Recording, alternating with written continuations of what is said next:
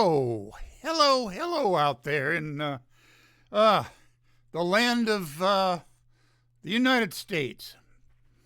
This is the Midnight Skeptic coming at you yet again. And this show and on kpca.fm worldwide and locally 103.3 FM. Locally means essentially Sonoma County. And I'm recording this on Wednesday, March 19th at about 3:45. And like I say, as soon as I get this all recorded, I'm going to download it to, first of all, the radio station, kpca.fm, and down at the downtown studios of Petaluma Community Access. And it is going to go out on the usual time and day, Sunday nights at 9 p.m. Pacific Standard Time. This is my opening rant that I'll do every show now from now on. I will, before my play-in music, I will, get some stuff off my chest. The Republican Party is now fully a racist cult. The orange sociopathic bloat bag, the bronzed buffoon, the mango Mussolini has carried what was once a decent opposition party into the sewer of his narcissistic psychopathy. Whew. Boy, how's that for an opening? I try, in my own small way, meaning this show and the YouTube download, to enlighten, make light of our situation here in this country, to the extent that I can make light of it, and try to closely, this is my new goal, one of my new goals, trying to closely connect in people's minds the GOP with HCM. Well, what is HCM, you might ask? I've come up with hatred, cruelty, and meanness, which describes the Republican Party now. Given all these anti-this, anti-that, do away with this, do away with that, laws that are passed in Republican-controlled states. So, hatred, cruelty, and meanness, and I abbreviate it HCM. Hey, if they can abbreviate DEI and TRC or CRT, then I can play the same game. And I want all of my listeners out there to help me in this effort to make sure that in people's minds, when the word Republican Party comes up, that they immediately think of those hateful, mean, and cruel Republican politicians. Yeah, that's what I would like. In this effort, I am trying to do that myself, but I need help. I am just a small voice talking into the wind a lot of the times, but it's my own small thing that I feel like I can do. And I'm on Facebook, and, I scroll down Facebook to postings that are about more or less politics, and I try to find some good news on Facebook, and there is some too.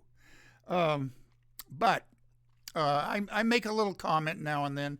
I don't like to really get into long drawn out arguments with right wingers and Republicans and hate filled, cruel, mean right wing postings. Sometimes I will make a little comment and let it go at that, but I try not to spend more than an hour and a half, maybe 2 hours some days on Facebook doing that. Okay, play in music time, finally.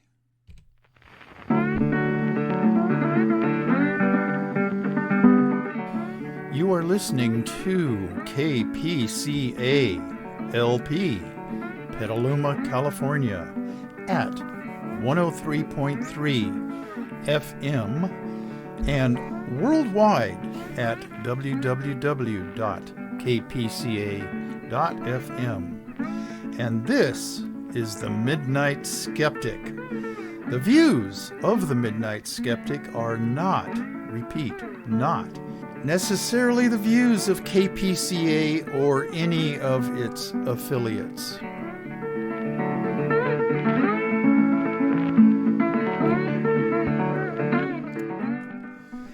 That was just some last-minute additions to the shout-outs.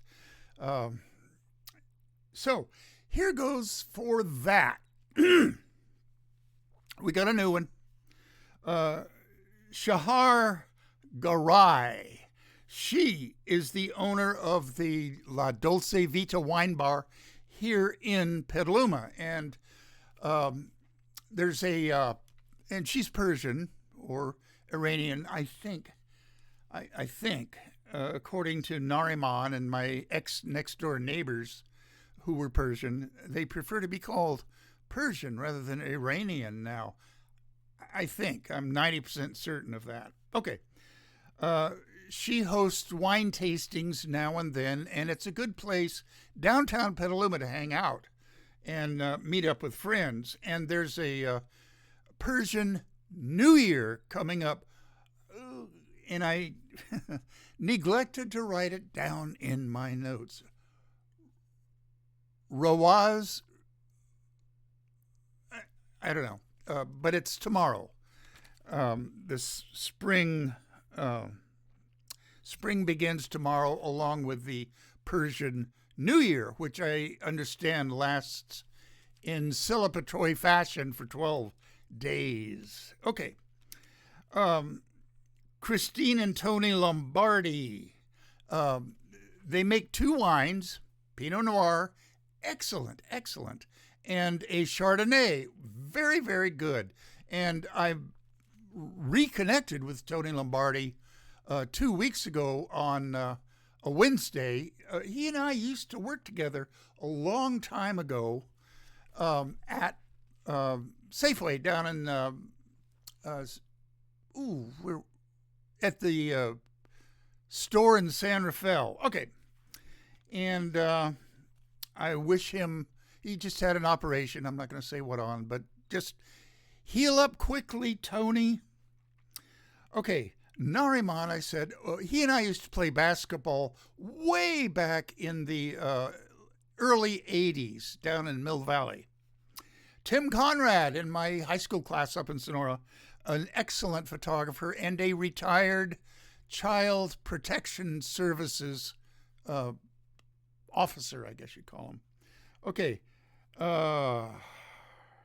Rob Tomaszewski, the station manager of KPCA/LP,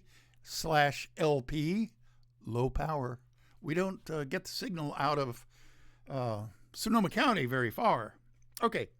Rob Nasser, a great handyman if you're looking for one to do almost any remodeling or cabinet putting in or fence making or whatever. That's the guy. Art Kuznets, I met him at B'nai Israel, where Rabbi Ted Feldman was the rabbi. He's retired now, and my wife and I used to go down to night classes at the temple. I'm not Jewish. My wife was. In fact, I'm anti-all religions. I think this world would be much better off if all religions, very religious people, and religious leaders of, whether they're priests or pastors or popes or priests, just would disappear. The world, in my humble opinion, would just be better off. Okay. Project Censored. Mickey Huff, the guiding light behind it. He's back at Ithaca College now, teaching communications, and he has an assistant, Shay Lee Voidle, and then two guys out here, Nolan Higdon and Andy Lee Roth. They're both history professors down at UC San Diego now, and I'm not sure what they do for Project Censored now, but they're involved somehow. Okay. John Crowley, the owner of the Aquas Cafe at 2nd and H in the southern part of Petaluma here, down in the warehouse district. I went last Wednesday. Yes, last Wednesday to the latest edition of Drinks with Shrinks. And we had a good turnout. In fact, it wasn't at Aquas Cafe. It was in a artistic art space warehouse that's really huge. And it had to be there because there were, about 50 to 60 psychotherapists of one stripe or another, some social workers, some psychiatrists. I met one and had a nice conversation with him, and most of them were clinical psychologists who were in private practice. None of the ones that I talked to said they worked at a hospital, but maybe some did. But I had a very good time there. There's a couple of family therapy groups that sponsored this, in addition to John Crowley, and they paid for all the snacks. The hummus and the pita bread was great, and a good selection of white wines. And I had a glass and a half, and there's some more stories to go along with that, but I will save that for another edition of the Midnight Skeptic. Okay. Where am I? Okay. Tom Gaffey at the Phoenix Theater, godfather to all the teens. I've told you about him before. Ralph Scott of Squeaky Cheese Productions. That's an audio book production company that he runs. Okay. Sadie Birdfeather, sorry. And Sandy Fisher and Tiffany Gleason. Those are the newest additions to my shout out brigade. Okay. Moving right along locally, down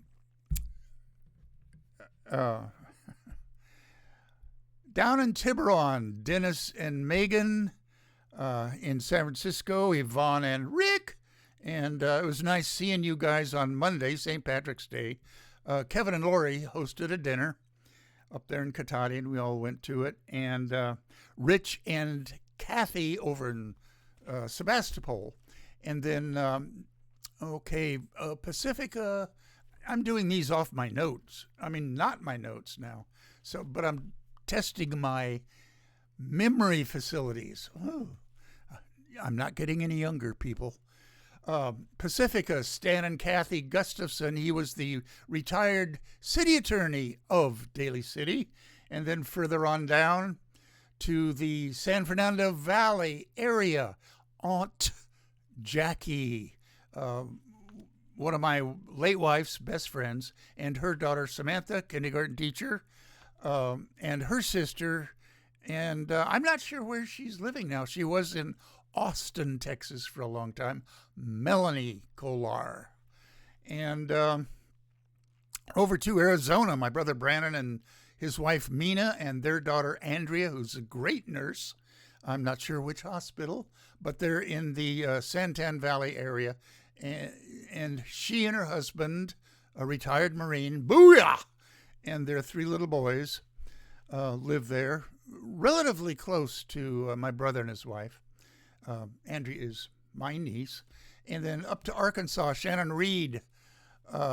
She's in real estate and body work. There, I'm not sure which town.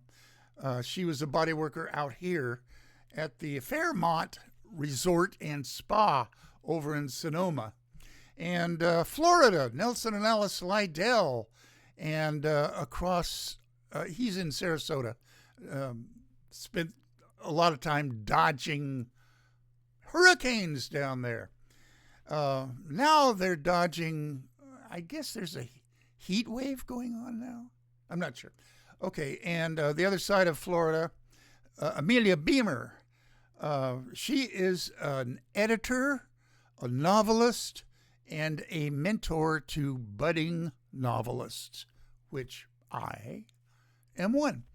And then up to Raleigh-Durham, North Carolina, Dr. Dave Rubin, the world's finest, without a doubt, pulmonary physician. He's retired. I won't go into all that story again, but he and I used to room together back in the good old days, meaning the 70s. Now he's pursuing, in his golden years, an art career. And go to his website, davidrubinpaintings.com.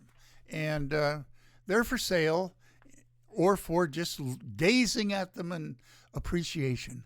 Okay, up to Long Island, Geraldine Goldfinger, my wife's best buddy before we got married. And back here on the West Coast, all the way out here on the West Coast, up to California, up Highway 108 to Sonora, California, Bob and Sandy Fisher and their 2 kids, Brad and Martha, and Robert Finnegan, and Darrell Larson, and Judy May, and Kathy Francis, and Lynn Quayle. I've told you about her. And then further up 108 to the town of Twain Harte, the quaint town of Twain Harte, John Gleason. And I've already mentioned one of his daughters, Tiffany Gleason. She's an African Studies professor. She speaks Yoruba, Yoruba. And then further on down, the other daughter, Jennifer Gleason, works for Wells Fargo. And further on down to Mexico City, Rosamalia Lopez Negrete, who, last I heard, was not a big fan of Claudia Sheinbaum, the newly elected president of Mexico. Rosamalia called her a communist. Well, she's not. She's quite lefty, which I like, on the order of Alexandria Ocasio-Cortez and Bernie Sanders. And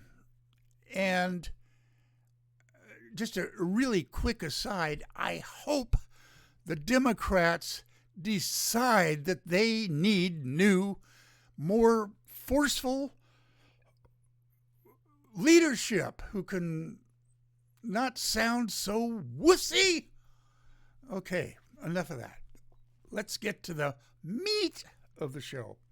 Okay, I always try to start out the show with good news. Now, after this first little blurb that I'm going to say good news about, an entire page of notes I just had to abandon on last week's show because yet again I ran out of time. So I've got 58 minutes to do all this. So it's a chore sometimes. Okay. Good news. District Judge Ann Reyes indefinitely blocked the Orange Sociopathic Bloatbag's ban on transgender troops in the military. And in her decision, she said, "It is soaked in animus and dripping with pretext. Its language is unabashedly demeaning to a whole class of people." You remember the orange sociopathic bloat bag saying that transgender military personnel can't be trusted, they're not patriotic, they're blah, blah, blah, blah, all of that. Well, this judge put a stop to it, and there's not going to be, at least for a while, until all these stupid appeals go up the chain of justice. Where's my air quotes for justice? But anyway, they can stay in now. And the Army and the Navy and the Marines and the Air Force would be losing an awful lot of talent if the orange sociopathic bloat bag had his way. There's about 14,000 transgender military personnel right now. They all have, well, most of them have technical talents that we need. Okay, now here's where I switch to the other page. Okay, now it's still relevant, but it was supposed to be included in last week's show. I just flat out ran out of time. Call me an amateur if you will. I am. Okay. Colorado's anti-conversion therapy lawsuit. This was brought by a group of 6 or 7 right-wing so-called psychotherapists who use conversion therapy to, 1, change gays and lesbians into straights, and to reconcile kids, mostly under 18, understanding of their identity, being male or female gender, or bisexual, or asexual. I mean, there's all sorts of things, but believe me, there's not all that many, but there's never too few of a group for the hateful, cruel, mean Republicans to dump on them with these stupid laws that are being passed in the Republican-controlled states. Okay, the law firm, and maybe they're not even a firm, but they're a law group called the Alliance Defending Freedom. They filed a lawsuit on March 23rd.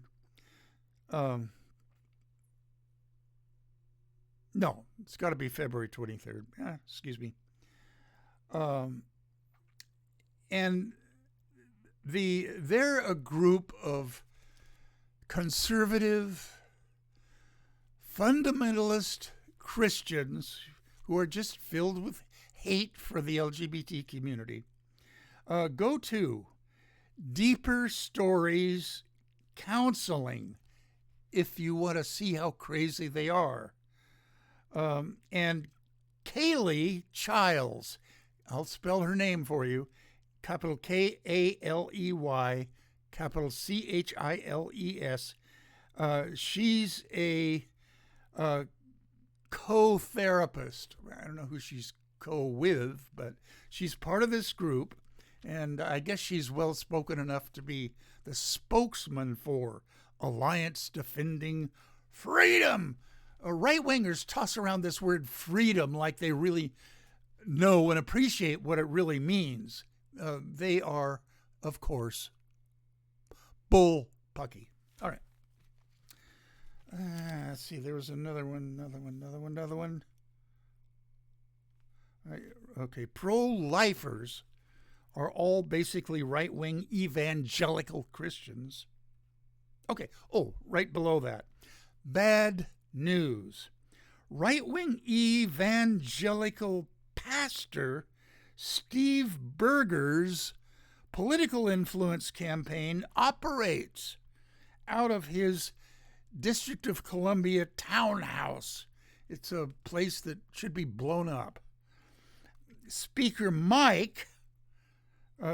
the House, Mike, the earth is only 6,000 years old, Johnson lives there, and Representative Andy Ogles of Tennessee, a creepy guy if I've ever seen one. Berger's group does not file lobbying reports and does not file finance records, although they're required to as Washington, D.C. Lobbyists. Andy Ogles and Mike Johnson are actually representatives, so they can't be lobbyists at the same time, although they do. Okay, it's been a group home for conservative lawmakers for more than 20 years. Ogles introduced a resolution into Congress to amend the Constitution so the orange sociopathic bloat bag, the comb-over Caligula, can run for a third term. Oh, shows you where his mindset is at. I want to worship him for another year, another 4 years. Okay, this is the entire page of notes now that should have been read last week.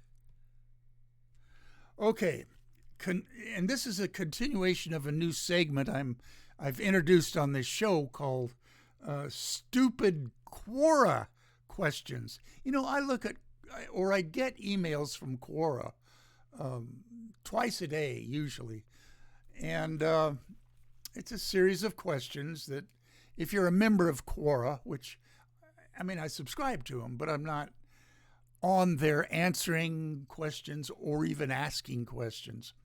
But they've been infiltrated by right-wingers, fundamental Christians, and Russian bots is where a lot of these questions are coming from. I pick out a few to illustrate this. Okay.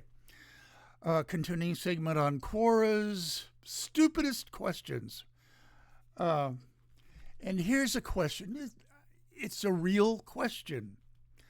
I don't know who submitted it, but there was most of the answerers of these questions are on Quora, and most of them try to be as polite as they can to these stupid questioners. Occasionally they'll lapse into sarcasm and snarkiness, which I approve of totally. Okay, here's a question. If Jesus wanted to be crucified, couldn't he have just turned himself in to the Roman authorities?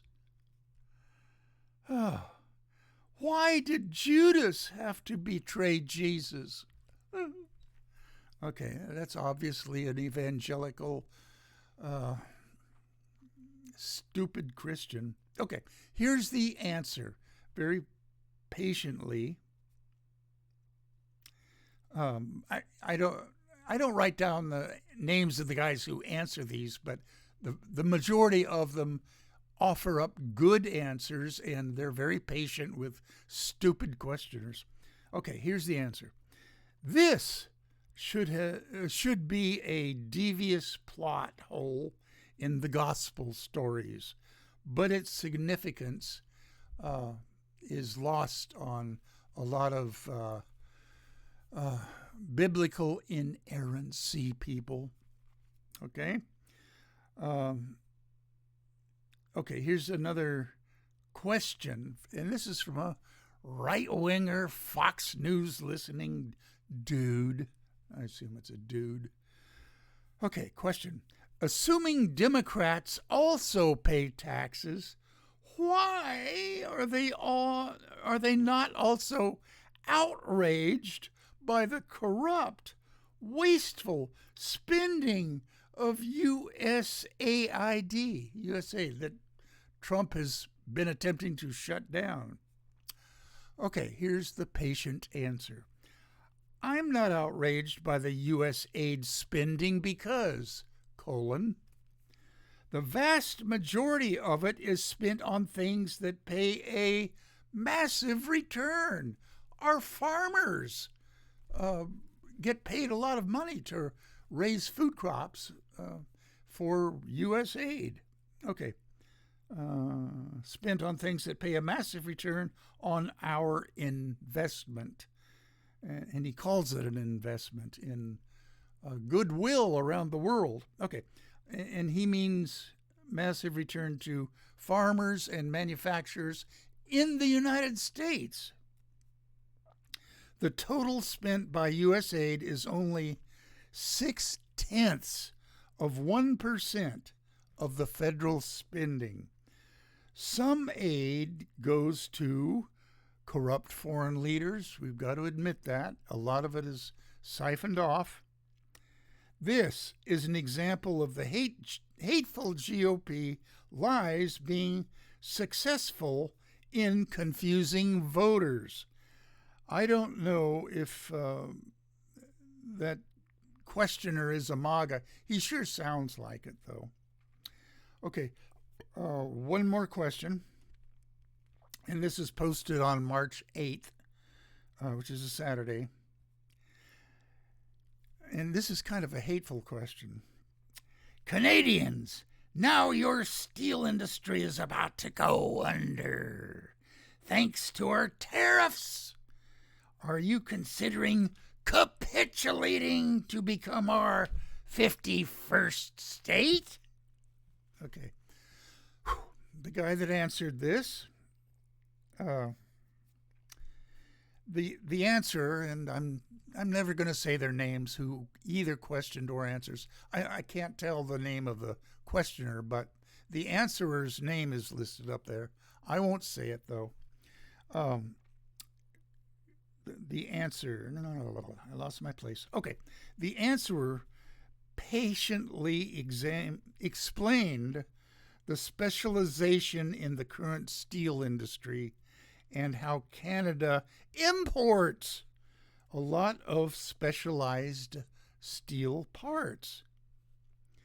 This question, maybe it kind of smells like a Russian bot question to me, posted to stir up hatred between Canada and the United States. Easy to do to stir up hatred in MAGA circles and in Republicans. Okay. New topic. Sort of bad news. California Governor Gavin Newsom began his new podcast by having on his show Charlie Kirk, the right-wing 31-year-old founder of Turning Point USA. Their goal is to push young people and youths to the right. I personally loathe Charlie Kirk. Newsom came across kind of on this podcast, his first podcast, as unprepared for the quote-unquote debate. It wasn't a debate. I watched highlights of it on MSNBC, and they did a good job of not twisting things around. Governor Newsom, who I like, didn't come off all that well against a practiced right-wing hater like Charlie Kirk. Okay, at one point, trans athletes came up, the subject, which the right-wing Republican hate machine is obsessed with. And Newsom said, I think it's an issue of fairness. Well, yes, how can you not agree with that statement? Now, look, I've said on many previous shows that boys who develop gender dysphoria at whatever age they are, they have to be, well, this is how it usually goes. A little boy will say to his mom or dad or guardian, I really feel like I'm a girl inside, in so many words and in some iteration of what they say. And that should kick off a conversation between parents and the child. And if this attitude persists up until, I don't know, grammar school, then, and they're still saying that, then the parent should consult with a child psychologist or the school counselor or somebody that's knowledgeable about gender dysphoria. And if it goes beyond that, then a child psychiatrist who can prescribe drugs, an endocrinologist, child endocrinologist, and between the parents, then the doctors, and the counselors, they will determine whether puberty blockers are in order. Now, going up a little more in years into middle school, when a kid, a boy, enters puberty, and that age varies, some beginning of around even 10 or 11 and up through 12 and 13. When a boy goes into puberty, his muscles develop, his bones strengthen, his ability for his red blood cells to carry oxygen to the, wherever the oxygen needs to get to, increase. All of this has to do with puberty. And at that point, they should not be playing sports on girls' teams because they, in fact, do have an advantage. Leah Thomas, which right-wing hate mongers all trot out, is an example of a man competing with girls. Our little girls are in danger. Well, I agree that Leah Thomas transitioned. This is what he says on his website. He was on the freshman pin swim team with men. Okay, he took his sophomore year off and transitioned. And in his junior year, he began to compete against women. I just believe, in my own humble opinion, that that's wrong.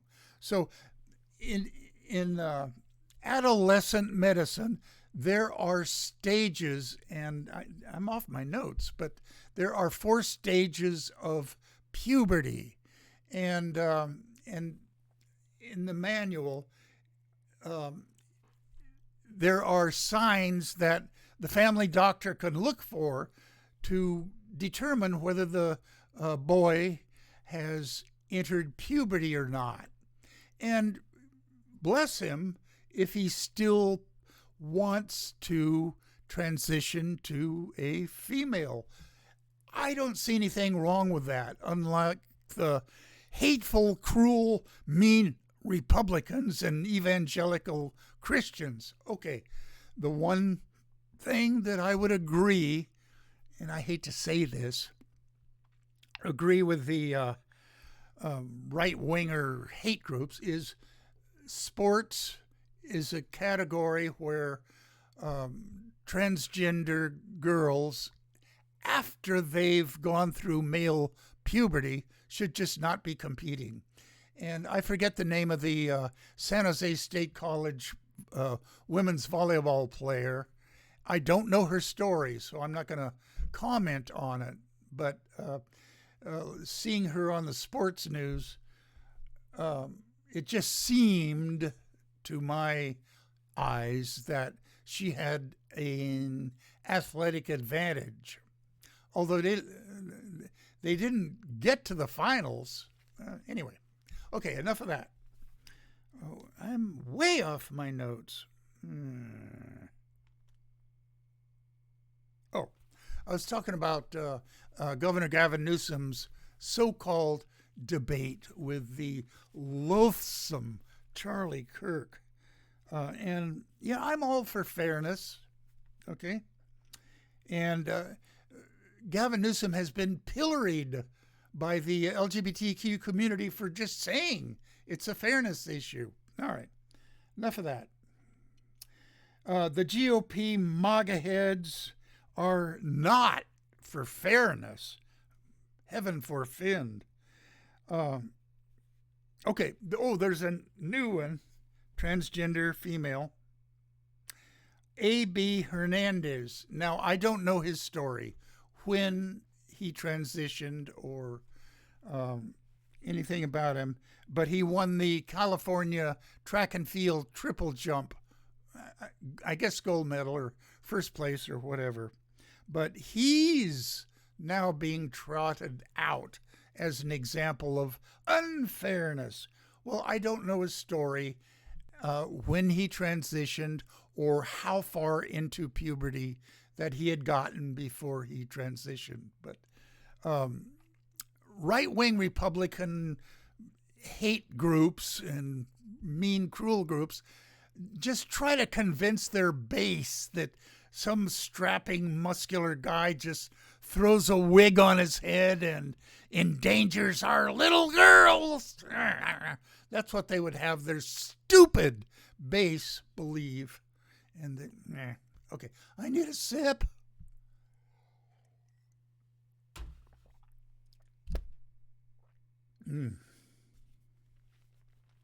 Oh, okay.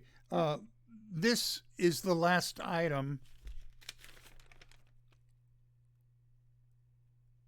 on the page left over from last week.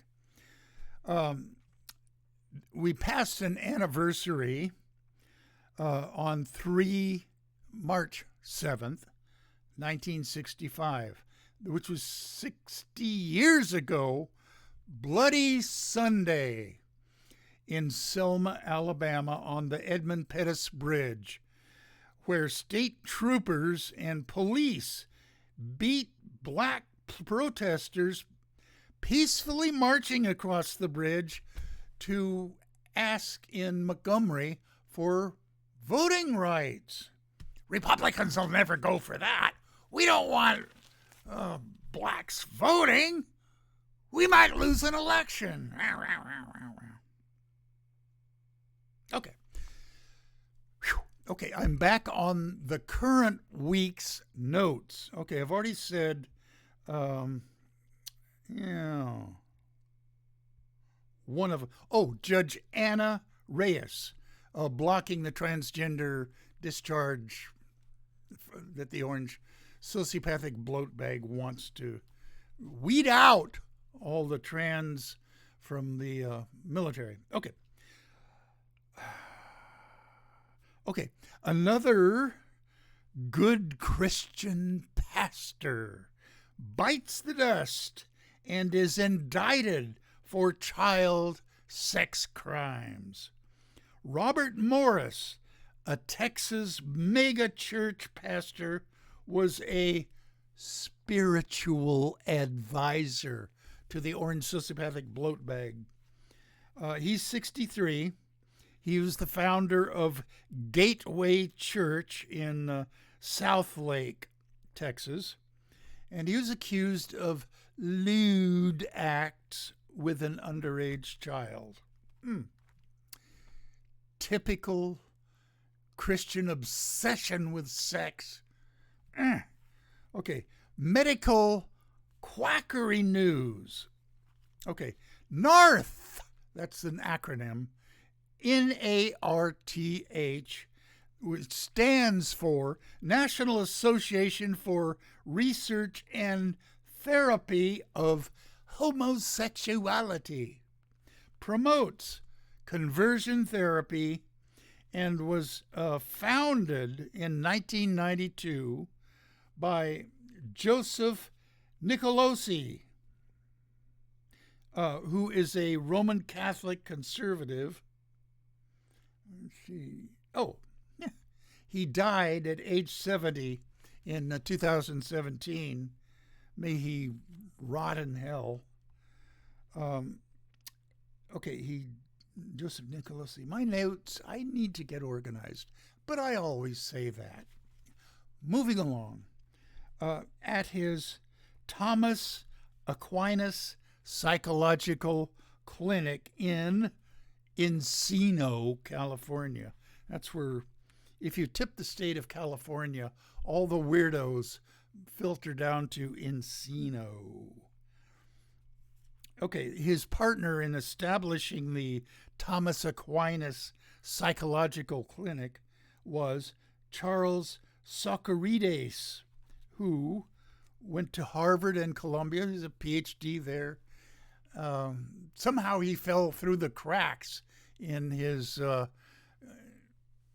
picking up of compassionate traits. Anyway, he died at age 83 in the year 2005. So I don't know whether the Thomas Aquinas Psychological Clinic is still a going concern or not. Okay. Bad news. The Orange Sociopathic Bloat Bags Administration is coming down hard on the state of Maine. There are count them, two transgender girls that are competing in high school sports in the state of Maine.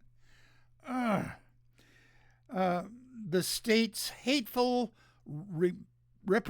state representative, the hateful Laurel Libby, Libby, she's a Republican, of course, called attention to Greeley High School in Cumberland, Maine.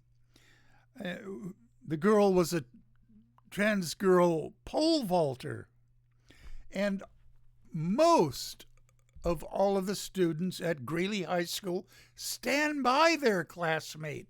They are understanding and accepting, but not Republicans. They just can't have that. They can't have anybody really happy and joyous. Did I say that ranting gets all of the stress and anger out of my system? It does. You guys ought to try it if you have access to a community access radio station. Okay. Bad news in, really bad news. Historical, really bad news. In 1926, J. Gresham Machen, Machen, the leading fundamentalist theologian in the U.S., was a defender of biblical inerrancy against the modernism of mainstream Bible scholars. Does the word Bible and scholar seem an oxymoron to you? It does to me. Okay.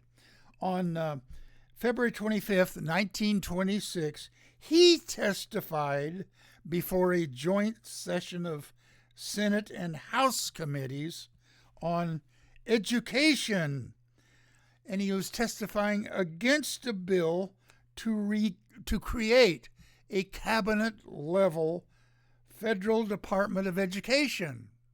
This is back in 1926. Well, eventually that department was relatively recently established, and the orange sociopathic bloat bag, the comb-over Caligula, the mango Mussolini, is now trying to get rid of the Department of Education as a cabinet position. He wanted to limit public schooling as, quote from him, inimical to parental authority.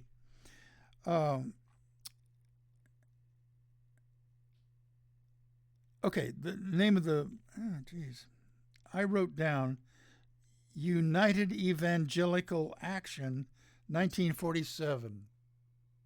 I don't know why I wrote that down. Okay. Moving along. A ray of hope news. Republicans in the state legislature crossed over to help Democrats defeat two hateful GOP bills. One, to ban pride parades and drag shows in Montana. And two, trans children would be, are you ready for this? Removed from their parents. How hateful and mean and cruel do Republicans have to be to even consider a bill like this? HMC, hateful, mean, and cruel. That's what the GOP is. Okay. New topic. Horrible GOP, MAGA, and Christians news. Republicans, in West Virginia just passed a bill that would allow healthcare providers to visually or physically examine a minor child for the purpose of identifying their biological sex without the consent of the child's parents, guardians, or custodian. That's a quote right from the bill. SB 456, Senate bill in West Virginia, 456, would define sex based on whether a person produces eggs, females, or sperm, males. Sex assigned at birth, and leaves no room for trans or non-binary people's identities.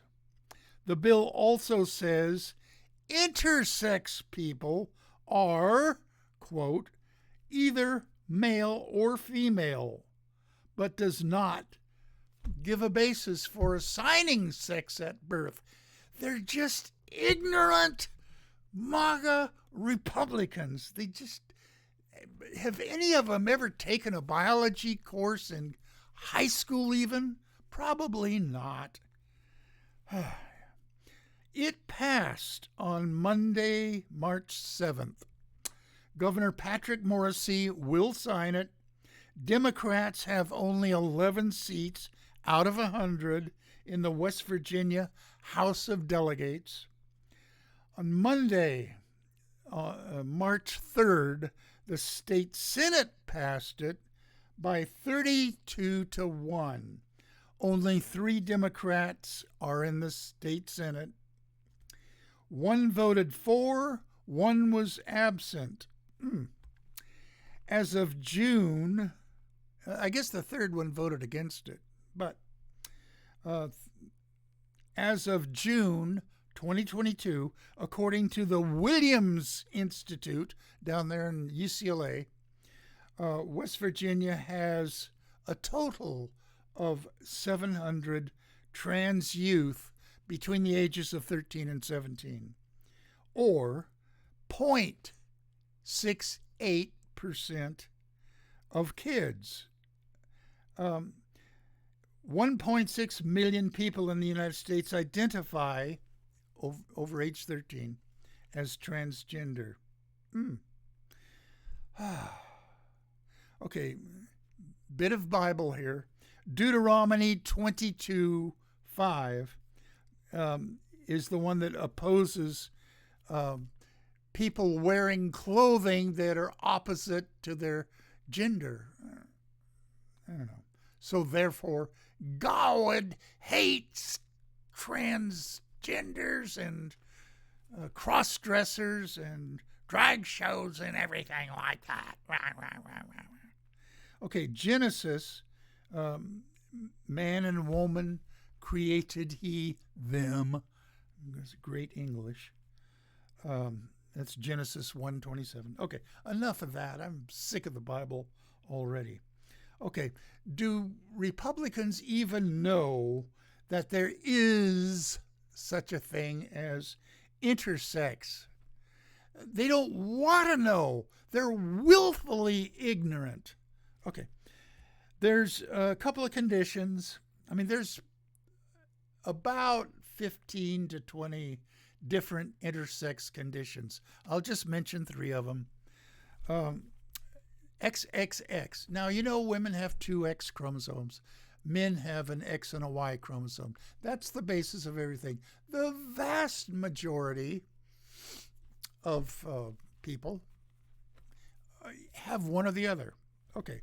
But there is such a condition as triple X trisomy, and where there are 3 X's in the they will appear in all the cells in a person's body, and the vast majority, and there aren't very many, the vast majority don't even know they have the condition. Okay, Klinefelter syndrome, XXY, and I'm not sure what the physical ramifications of that are, but there's 45X monosomy and 47XYY mosaic syndrome for boys only. And, you know, these things tend to affect their intellectual development to a certain degree. The trisomy X women tend to be a little taller on average. Okay, enough of that. Time check. Oh God, I got one more thing, and then, oh geez, this will all be reiterated next week because I'm going to have a page and a half. Okay. Bad news. The hateful, mean, cruel Republicans have been instructed to misgender on purpose at every opportunity transgender elected Democratic representatives. Representative Keith Self, who is a Republican, of course, from Texas, of course, on the House Foreign Affairs Committee, kept referring to Representative Sarah McBride, who is a Democratic representative from Delaware, as Mr. McBride. She kept her cool, as she always does, but ranking Democrat William Keating, Democrat of Massachusetts, jumped to her defense. Mr. Chairman, you are out of order. Have you no decency? Well, that's a rhetorical question. Of course he doesn't have any decency. He's a Republican. Oh, my God, 58 minutes is up. Play out music.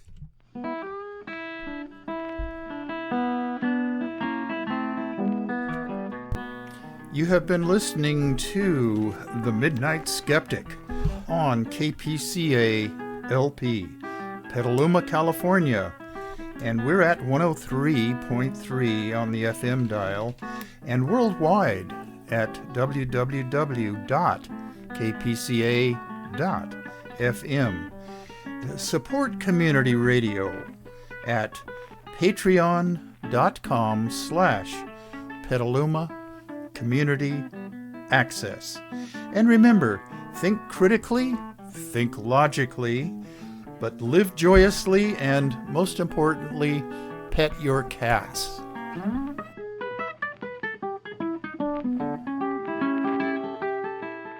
Please, please, please pet your cats. It's a great stress reliever. I'll see you guys again next week, and I promise I will catch up with my leftover notes. Okay? Bye-bye, everybody. Tune in this Sunday on radio and YouTube right after I get done downloading this.